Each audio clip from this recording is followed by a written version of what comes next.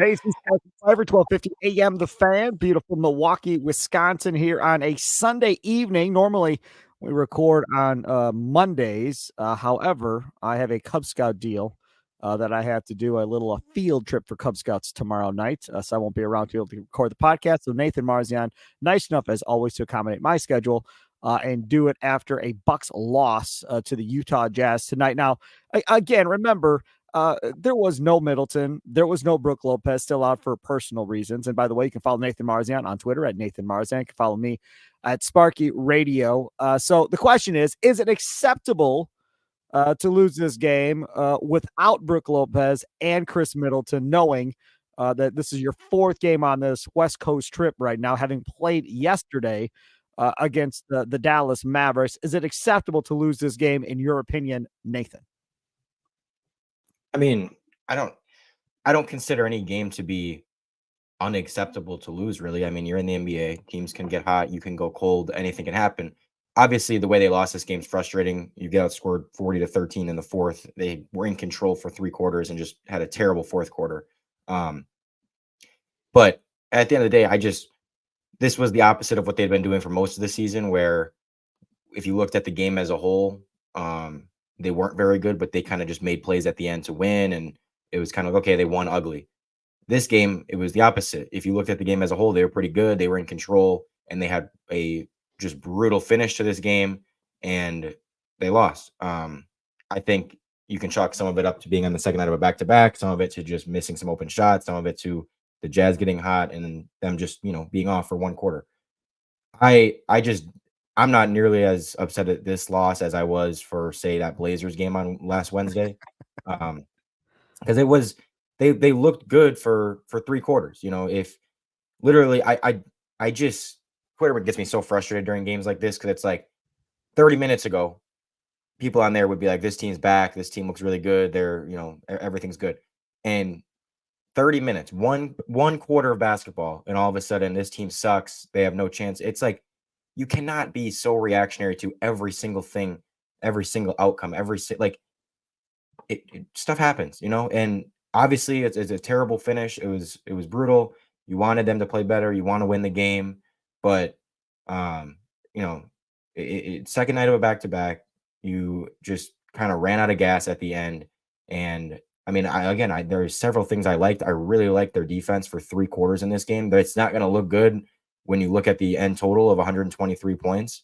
But I thought their defense was quite a bit better in this game than it had been.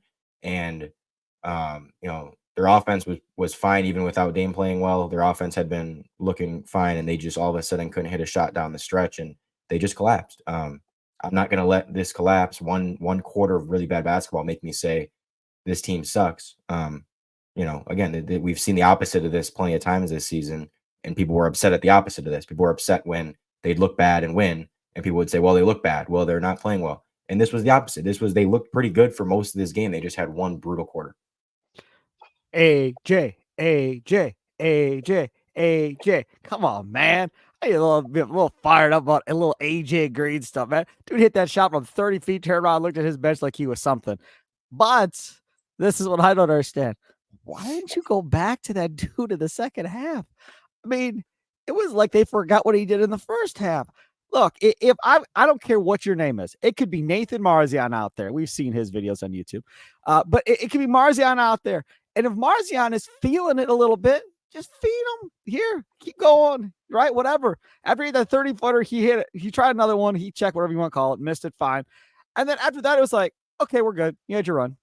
Now, he was back out there in the second half, but they really didn't try and get him the ball to get a couple more shots to kind of get going on his side. I think that was a missed opportunity. And I'm not saying anybody did it on purpose or anything like that, but he was feeling it a little bit. And then you have Doc Rivers before the game saying, hey, man, I don't know much about these young guys, but I know that dude can shoot. So I'm going to get him out there a little bit. And if he gets going, I'm going to kind of keep him out there and let him play. And he did let him play. And not only did he let him play, he was letting him play maybe a little backup point, whatever you want to call it, before they brought in what's the dude's name? I'm blanking on his name. Backup point guard. Come on. Campaign. Thank you. Campaign. Before they brought Campaign in there in the first half, he was bringing up the ball, doing a little something. Not that that's going to be his role, But to me, this is what I like. This is Doc saying, if you play, I'm going to play you. And he did. They just forgot to get him the ball in the second half. You got to be happy with what you saw there. I don't know if this is long term. He's going to be a part of this thing, but I'm excited to know that Doc is going to give him a little bit of run here if he shoots the ball. Yeah, no, very much. And again, that was one thing I liked is he stepped up in that first half. They gave him some run that was deserved, and so he gave you a little bit of lift.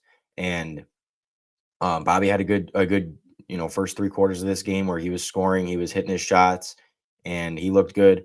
Giannis was obviously incredible and just making plays all over the place. 33 points, 13 assists, and just felt like he was getting everyone open looks. Malik Beasley 4 of 6 from 3. And again, the main thing that I was happy about was the defense. Like for the defense to look that good for 3 quarters without Brook Lopez, to me was like, okay, that's impressive. And then in the fourth, you could see they started to. It's hard to survive a whole game without him and not allow a bunch at the rim. And they were surviving it for 3 quarters, but you saw the lob started to kill them, and obviously the Jazz just got hot from the outside and everything. But again, there were a lot of intriguing things in this game and things to take away and say that was good. The end result was bad. The final quarter sucked, but that doesn't just mean that the whole game sucked. It was the same with when they'd win games. That doesn't mean the whole game was good. That doesn't mean you got to take into account the process and the results, kind of a mix of both. You want to win the game, you want the result to be good, but you also want to look at how it's happening, what is happening throughout the game, how different things look. And for the defense, again, I thought this was a good defensive game for 3 quarters. I'm willing to not throw out, but I'm willing to kind of disregard a little bit one really bad quarter on the second at the end of a second night of a back-to-back that you just fell apart a little bit. And it's like, okay, that stuff can happen, and you're on the road. It can happen. Now, I don't want to offend you with what I'm about to say because I know you're the president of the Giannis fan club. So don't take this the wrong way and get mad at me and try and come through the computer. But do you think now, through the end of the year and while Doc is here, we may see a little bit more of this type of Giannis that we saw tonight? Because this type of Giannis we saw tonight, we did not necessarily see against Dallas. But you did see it tonight. And it was that I'm going to make plays for my guys. I'm not going to force a bunch of stuff. I'm going to try and get these guys involved and hit more open shots. Doc kind of had talked about that when he came in, as far as, dude, you got to hit these open guys if you're having guys collapse. And you really saw tonight how effective that can be. Now, having said that, you got to hit your shots when it gets the ball to you, right? Bobby was hitting corner 3, so it was getting paid off. And I think the more it pays off for Giannis, the more he's likely to continue to play that way throughout the game. But I think if it gets going early and guys are missing shots left and right, just like, I don't want to compare him to Aaron Rodgers, but at some point he's going to be like, okay, that's enough. I'm just going to do this myself. I've given you guys every opportunity. You guys can't knock down shots. But I think if they're hitting shots, maybe this becomes a little bit more of the Giannis that we see going forward under Doc Rivers, at Doc Rivers encouraging. Why would I be mad at that? Well, because I think a lot of people throughout Giannis's career have said, he's a great playmaker. He helps make everybody better. He distributes well and this and that. And he does. That's all true. But he could get better at it. And I think with Doc in his ear a little bit, and I think he respects Doc, no offense to Adrian Griffin, but I think he respects Doc a little bit. And if Doc can get him to play like this, kind of going forward more times than not, I think it's a huge deal for the Milwaukee Bucks. Again, providing their guys hit shots. Yeah, of course. I mean, I like this version of Giannis. I like where he's creating open looks for guys, finding them, and he's still going to always score. It's very rare that he doesn't get to 25, 30 points. And still tonight, he had 13 assists. We had 33 points. And so I love the combination of having a lot of assists and getting his points efficiently. That's the thing, is he's not taking 25 shots to get to 33 points. He's taking 15 shots to get to 33 points, which is fantastic. And then again, dishing out, finding shooters, all that stuff. And, like you said, there'll be games where guys aren't hitting shots. And, when that's the case, it's going to be harder to win, obviously. Like if only Giannis is doing stuff out there, you're not going to win a championship like that. But you have to trust that, okay, they've got a good enough team around him. And again, tonight you didn't have two of, I know Brook is more of a defensive guy, but he's still a 15-ish point per game guy. And Chris, that's that's quite a bit of offense that you were missing tonight. And on top of that, Dame was bad. So it's like, okay, this was not a game that was, um, tailor made for them to win, and they still had a very good chance to win this game. They played 3 good quarters because some guys stepped up. So, um, again, plenty of good to take away from this. And I do like this version of Giannis where he's making plays for other guys. And in the long run, I think, when the team's healthy, when everyone's playing near their normal level, like there'll be plenty of um guys will convert plenty of those looks and almost, almost all the time that'll be something that's successful for them is Giannis playing this way. I want to talk about something else because I was very, very happy. I was proud. I sit on my couch. I was like, now see, that's good. And I don't think this has anything to do with Doc. I think this has to do with personnel and guys being who they are.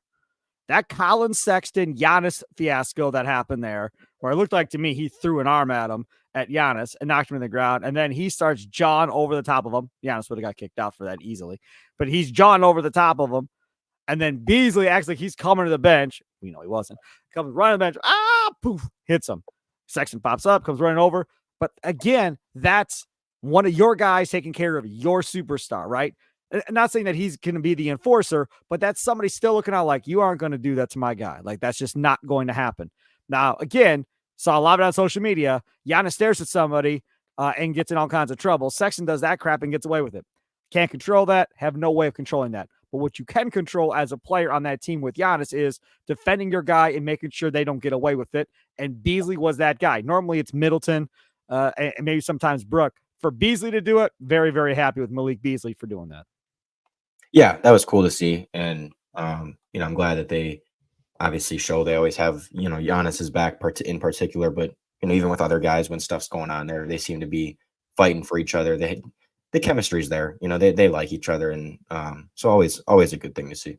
What about the refs, Marzion? I've seen a lot of people on Twitter talking about refs and how normally not going to blame the refs, but tonight these refs are atrocious. A lot of Bucks fans pissed off at the refs tonight. How bad were the referees tonight in your mind?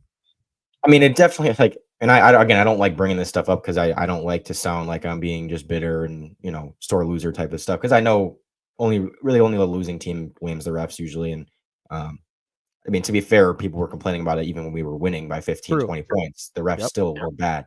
And so that also did not help in this whole thing. That I really did not think that the reffing was very good. I thought the Bucks, Giannis in particular, could have got plenty of more calls, and there was just plenty of dumb stuff going on. And I kind of, always throws things off a little bit, and it can just take you out of your rhythm a little bit. And that seemed to be what would happen. Again, I'm not, I don't think the refs ever play more than 10 to 20% role in this, in losing a game, because you still have to, there's still plenty of shots they could have made. There's still plenty of stuff they could have done better to win the game, to hold on to that lead. But it didn't help, and it was definitely frustrating to watch it unfold and just how everything happened. So throw that into the mix. Another reason why I'm not freaking out about this game is I didn't think that the refs did us any favors. And again, like even down the stretch there, it's like, again, I like to look at with crunch time when they were struggling. It's like, okay, were they getting, were they doing dumb stuff? Were they getting good looks? Were they, I like to look at that stuff. And for me, I didn't think they did a ton of dumb stuff. I thought they got good looks. They just missed shots. And again, the Jazz made a ton of shots. You started to miss Brook Lopez a little bit. You started to miss having Chris, that other shot creator, there a little bit. And it just, but I look at the process of what they were doing, and I was like, it wasn't that bad. It just, the results were terrible and nothing could seem to go their way. Mark, on the comments on the YouTube Odyssey Sports page, comments: Dame is last on the team in field goal percentage, second to last in 3-point percentage. Can we now say this was a bad trade? I'll go first. No, I'm not going to say this is a bad trade. He's top 75 player. I don't care that he's not playing up to where he's supposed to be playing up to at this point at all. Listen, you got him for the postseason. Plain and simple. You did. Now, happenstance, you're second seed in the East right now, and you're, even with Adrian Griffin, who most of you didn't like, even with all that, you're still the second seed, right? This is about the playoffs. This is about end of game situations in the playoffs. This is about getting into the playoffs and having him have big games and get you wins. Jrue Holiday wasn't doing that consistently. He just wasn't. He'd have a game here, he'd have a game there offensively, but he wasn't there. And you could say, well, but defensively, well, fine. But they need offense, especially if they can't stay healthy. You've had Middleton miss. You've had Giannis miss last year. You have to have somebody that can score the basketball at a high level besides those two. And now you've got that guy. Now, if you get to the playoffs, Mark, and he sucks in the playoffs, we can revisit your conversation. But if he gets to the playoffs and does what he's supposed to do in the playoffs, then I don't think you or anybody else is going to give a damn what he looked like in the regular season if they've got a championship trophy to hoist at the end of the season. My own personal thoughts. Go ahead, Mr. Marzion. Yeah, I mean, these conversations are so stupid because it's just like when they traded for Dame, if I told you you're going to be, there's going to be, if I told any single Bucks fan when they traded for Dame, you're going to be questioning whether this was a good trade because of how he looks in January and February. You'd laugh in my face and you'd say, "No, I don't care. Like, I don't care how he looks then. It's about the playoffs. This is about winning a title." It's just so dumb. Like, it's so dumb to even have these conversations with people sometimes because if the Bucks, if he plays well in the postseason and has a 1 to 2 month stretch there where he looks good. He's not going to look good every game. He's going to have bad games in the playoffs. Every single player does. But if he can look close to himself in the playoffs and it helps his team get to the finals, win a finals, whatever, nobody's going to give a single F about how he looked in January and February. Nobody's going to care at all. It doesn't matter. There were stretches of the 2021 season where Giannis didn't look all that good in the regular season. Nobody cares. He came through, was amazing in the playoffs, won them a title. Like this stuff, you want him to look good, obviously. I love that he looked really good last night. Tonight, obviously was not good. I think, and this isn't a full excuse for why he played bad, but he was playing hurt. He was on a bad ankle, injured it again in the late third. So that plays a little bit of a role too. Whatever. I mean, it's such a dumb conversation to have, but I feel like every time he plays bad, we're having it. And this is just the thing, though, right? So if I told you could have Damian Lillard or Jrue Holiday, how many people in this country are going to take Jrue Holiday outside of the city of Boston? Who is taking Jrue Holiday over Damian Lillard? I mean, it's just not happening. It's not happening. Basketball executives, coaches, other players, go through the list. They're not taking Holiday over Damian Lillard. We can talk about Jrue Holiday being one of the more underrated players in the league, and God knows that's what everybody was saying when he was a member of the Milwaukee Bucks. Fine. I don't say you're wrong, but he's not a top 75 player. He's not at that level offensively, never has been. Good defender, not at that level offensively. Again, if we get to the playoffs and Lillard doesn't score for a series and he's horrible for a whole series and they lose because he's horrible, okay, we can talk about this, but I'm just telling you, it's going to be hard for me to say that John Horst is an idiot because he traded for a top 75 player and then consequently Jrue Holiday is off the team. Like, I just think any GM in the NBA makes that trade. Any GM in the NBA makes that trade.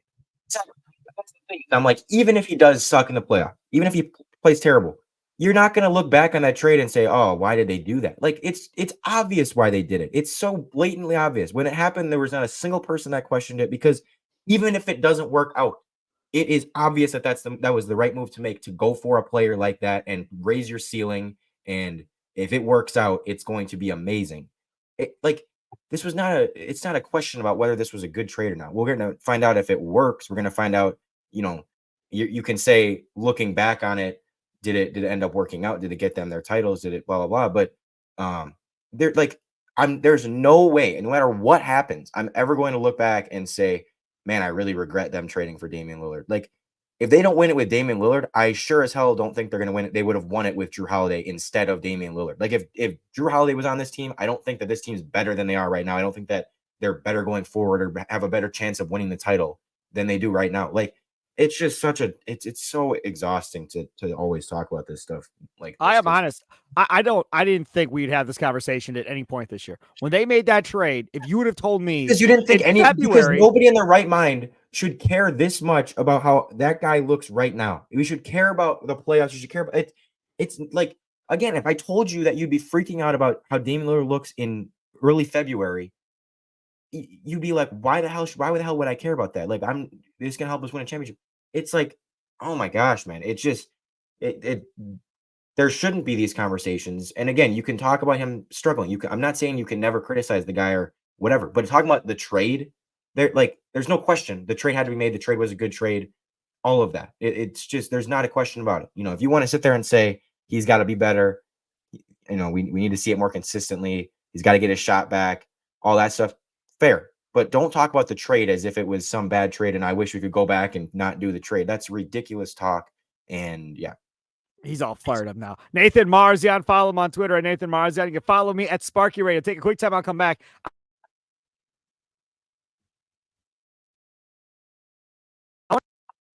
Doc Rivers has taken over from Adrian Griffin. How much progression have we seen from this team as it's changed in a few games? He hasn't had many games here. This has only been since Denver. This is 4 games for Doc Rivers. How much progression have you seen? We'll talk about that next. Don't forget, download the Green and Growing podcast on your Odyssey app, or if you download your favorite podcast app. Also can watch us on the Odyssey Sports YouTube page or catch us when we're live streaming like we are tonight. If you're catching us when we live stream, you put a comment down like Mark, and we'll read some of those comments as well and react to those too.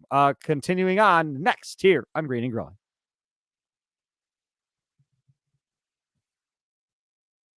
Hey, it's Sparky, Fifer, 1250 AM, The Fan, along with my guy Nathan Marzion, all worked up in the last segment. It's good stuff. I like a fired up Nathan Marzion. You can follow him on Twitter at Nathan Marzion. You can follow me at Sparky Radio. The question is this, young Nathan. Have you seen enough progression from the Bucks under Doc Rivers to be optimistic right now through 4 games? And again, very small sample size. I would like to emphasize this. Okay, go ahead, Nathan. I mean, I think so. Now it sounds dumb because I know they're, 1-3 now with him, and it seems like, oh, they suck. Oh, they're, he hasn't made them any better. But it's like, again, look at how they've looked. The defense has been better. The defense was pretty, I thought the defense was good last night. I thought tonight it was good for 3 quarters. And even in that Denver game, it was good. And it's like, that's the type of stuff I wanted to see is like, okay, can he, again, the results are going to be mixed. You're going to lose some games. You're going to you're not going to always win. But I feel like when they made this move, again, the reason they made the move is, yeah, they were winning games, but they didn't look good. I want to obviously win games. Every game you want to win. But if I had to choose between, okay, they have some more losses because of, okay, maybe they had a bad quarter here and there, or someone who was cold or something. But in the grand scheme of things, they look better. I'd rather have that than, yeah, you're escaping with a bunch of wins, but you're not actually playing well. Like, and that's just what's always happening. I mean, again, I know people don't like losing, and every time they lose, people just treat it as they suck tonight. Everything sucks. They're bad, and that's not always the case. You can win and not play very good, and you can lose and play pretty good. And tonight was a game where I was like looking at the whole thing. I thought they played pretty good. They had a terrible quarter, but they played pretty good. And there have been plenty of games they've won this year where you look at it and you're like, they didn't play that well. So, again, when you're talking about long term, what's gonna be the thing that kind of makes you feel better about this team going forward, it's going to be when they play well. Like, regardless of the outcome of the game, I want to see them start to play better. I want to see them start to show some consistent, at least not bad defense, being more middle of the pack, and they have been. And so it's like, I mean, I have definitely seen some progression, definitely on that side of the ball.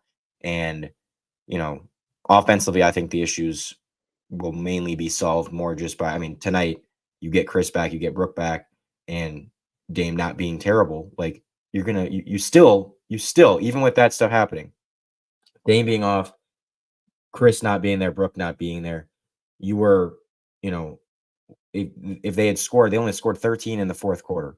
If that number was 25, which is a normal quarter amount, that's low for the Bucks. But if they scored 25, they still would have put up 120 tonight. Like, they just had one awful quarter that's going to make everything look worse than it was.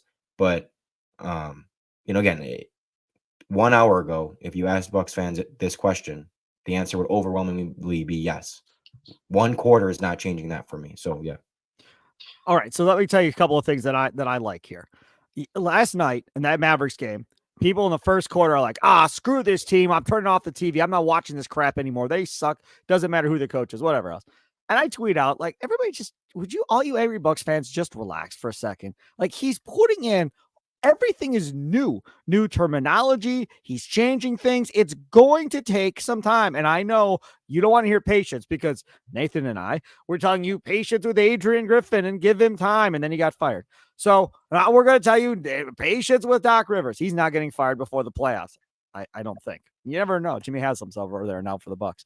But providing he doesn't get fired, this is something you have to understand. And if you don't get The Athletic, well, shame on you. But Eric Name wrote a great piece about before that Dallas game. They install the day before on Friday this trapping style defense that they want to play. Had no faith that it was actually going to work the way it's supposed to work, but they put it in and said, we're going to use this maybe at some point against Dallas. And the second half of that game, they ran it to stop Luka, and it worked. And it worked the right way. And Malik Beasley was even saying, like, this never works to a T like this. You don't install something like that and come back the next game, the day after, and it runs that smoothly. It just doesn't happen. And the one thing we have to understand is the reason Doc took this job, right? Obviously, Giannis, Dame, fine. But veterans that have played in a bunch of different systems, have known a bunch of different terminology. So when you come in mid-season and you try to install this stuff, it's easier for them to pick up. Andre Jackson, Beauchamp, maybe not. But for these vets, easier for them to pick up. And the fact that they were able to translate and do that, that's good. I'll tell you what's bad, because I heard Doc talk about it on pregame today. What's bad is he went through, he filled out his calendar, right? And said, okay, these are games, shoot-arounds, practices, the whole thing. He said after they get past the All-Star break, once that All-Star break is back and they get back to their first game, from that point forward, they have 2 practices the rest of the year. That's all they get. That's not good.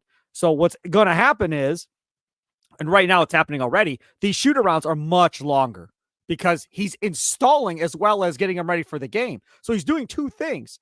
And Doc pointed out in pregame, he's like, okay, I can do this for a week or so before these guys can be like, dude, F this. We're not doing this anymore. This is not what this is supposed to be. We're fine now and we're getting it, but we are not doing this the rest of the season.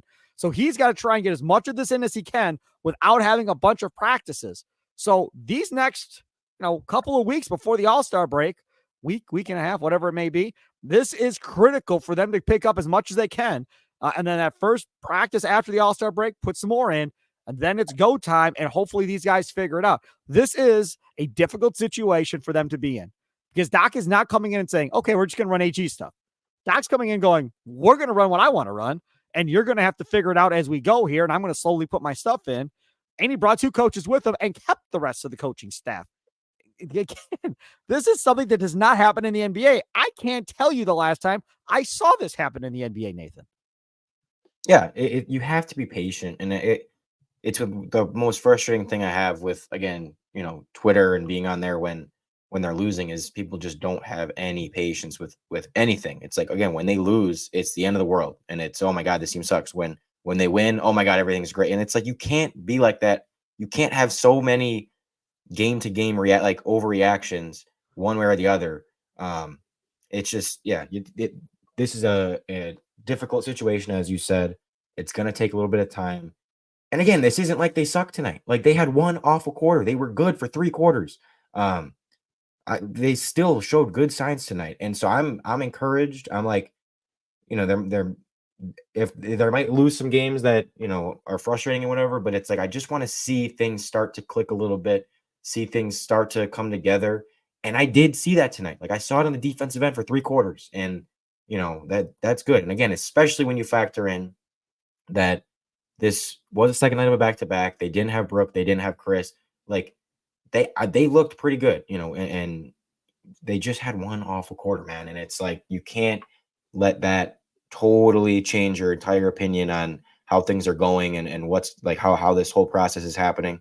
No, I'm not going to do that, and so you got to be patient. I'm very glad to hear that you're on this side too, because I was worried that I'm going to get on here and you'd be I'd have to talk you down and you'd be like, No, oh, they sucked and blah, blah, blah. But I'm glad you were kind of on the same page as me with having this perspective. this is a difficult situation. I'm telling you, this is not something that happens. He's lucky he's got veterans, like he said. This is going to take some time. Matt on the Odyssey Sports YouTube page. I just want to quick. Did you do you agree with me that for the most part they looked pretty good tonight? Yes. Okay, For 3 quarters, I was watching. Sure No, for 3 quarters, I was on my couch watching and saying, "This is what they're supposed to look like." Yeah. That's what I was thinking. Offensively, they looked pretty decent. Defensively, they looked fine. And again, without 2 of their better players. And I was watching this going, this is what they should have looked like all year for the most part. It wasn't, but that's what it should have looked like. I tweeted that after the game. I was like, man, terrible quarter, but overall, I do like what I saw for most of this game. And right away, people were like, how are you being positive right now? What are you watching? This sucked. And I'm like, I'm such a huge fan that sometimes I'm like, am I just that biased that I really thought they looked good when they didn't? But I mean, I just want to make sure I wasn't alone in thinking that. No, you're fine. Matt says, who is untouchable besides Giannis and Dame when it comes to the trade deadline this week? I would say Middleton is not going anywhere as long as Giannis is on the team. Thanasis is not going anywhere as long as Giannis is on the team. So you put him in the untouchable category. Brooke, I don't know. I'll be honest. I don't know. I don't know Doc's perspective because, like Nathan pointed out, I mean, they were giving up a bunch of size tonight inside. And for 3 quarters, they were holding their own, getting rebounds and doing their thing under the basket for the most part. And it wasn't until mid to late fourth where it kind of got out of control on him a little bit.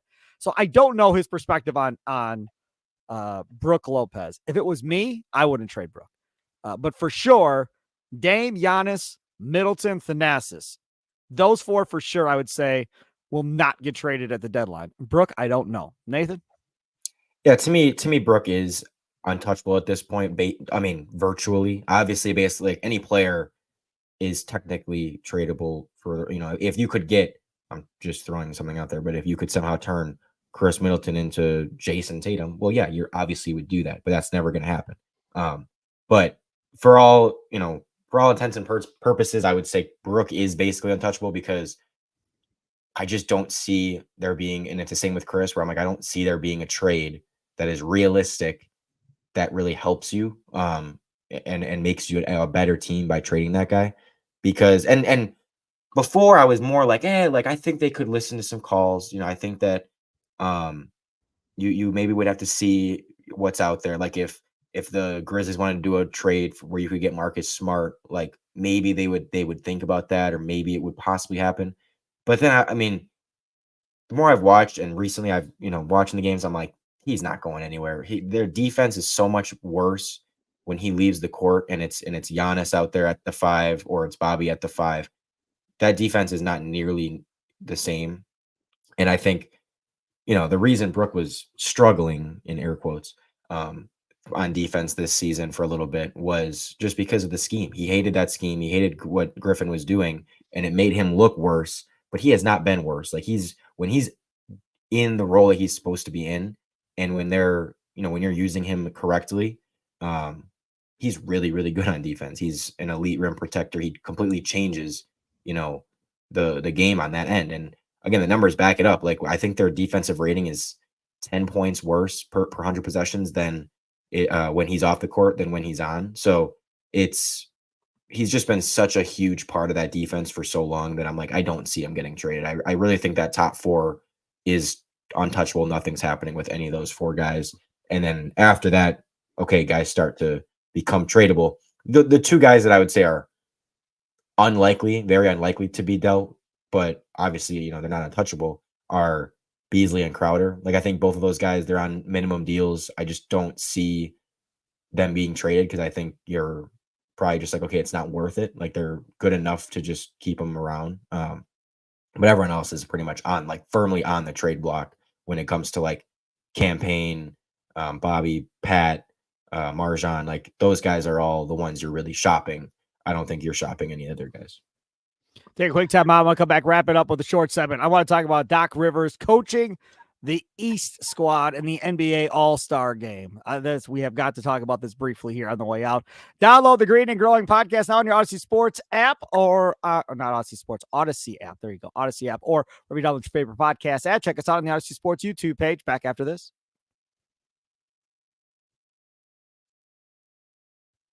Hey, it's Sparky, Fifer, 1250 AM The Fan. Follow me on Twitter at Sparky Radio. You can follow Nathan over at Nathan Marzion. Check out my interviews over at 1250amthefan.com or on your Odyssey app. Lots of good ones here in the last week. 4 or 5 really good interviews to check out. Packers, Bucks, Brewers, all kinds of fun stuff in the last week discussed over there.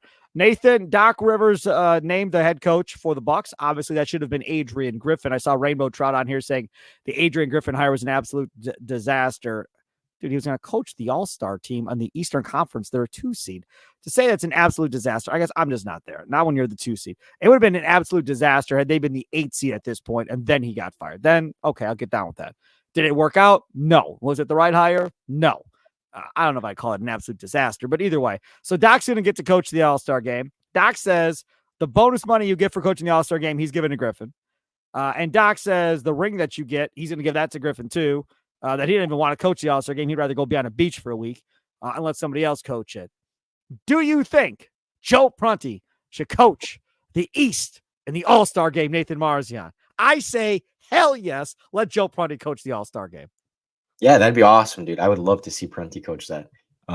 It is funny that this all worked out like this, where, you know, the Bucks are the team that is in the position where their coaching staff is going to get sent to the All-Star game, and, you know, they just fired their coach, so now it's all awkward. But yeah, I honestly think Prunty should be the guy. I think, you know, he's obviously the one there that had probably the biggest role that's still with the team in that whole first half of the season and having them with the record that they have. So yeah, I mean, I think it makes sense. And that would be awesome to see, because I know all the Bucks fans, we all love Prunty, you know, half as a joke, but half for real. Like, he's just, you know, he's fun to root for. So I would love to see Prunty.